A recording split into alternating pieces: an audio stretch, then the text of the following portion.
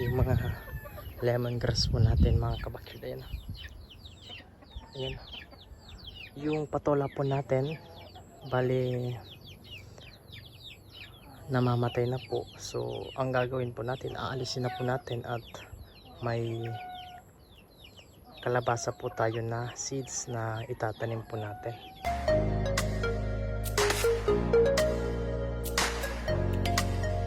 Mapagpalang araw po mga kabakyard, welcome sa isa na namang episode ng Backyard Farming.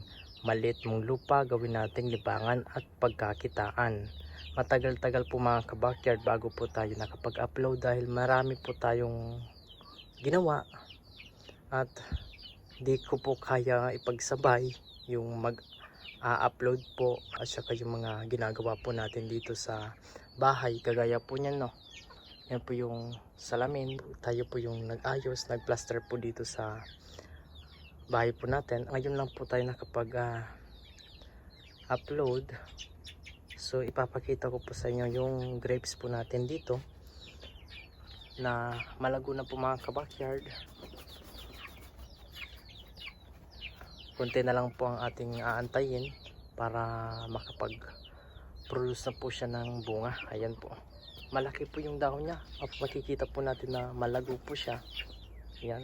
So nandito po yung mga alaga po natin. Yung Muscovy duck po natin. Ayan. Yan po, bali apat po yan mga kabakyard. Yung dalawa po binigay po natin kay kuya. So ayan po, malaki na po. At saka yung mga sisiw po, ayan. May mga panibago na naman po tayo. Ayan.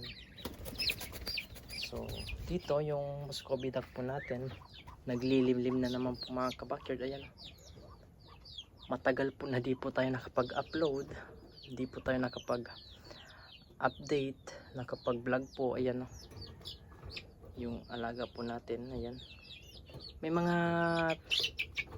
ano na po yan, malapit na po yung mapisa dahil nagkakrak na po yung itlog. At dito po may alaga po tayo. Ayan, dalawa yung Texas, dalawa yung Muscovy duck po natin, at dalawa po yung BPR po natin. Ayan, so dun po bali, ayan,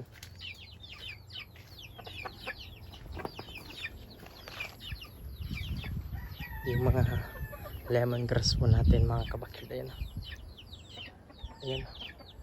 Yung patola po natin bali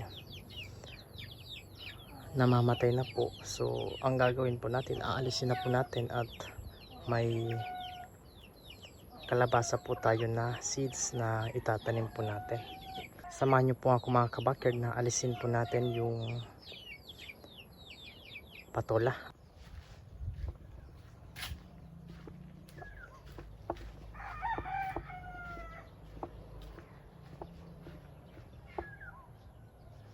Ayan po yung mga, ayan po mga kabakyard, yung mga sibuyas po natin. Ayan, malalago po. At ayan yung mga stevia, grapes. Ayan, ito po yung green po ang bunga niya, at ito po yung pula o yung red cardinal.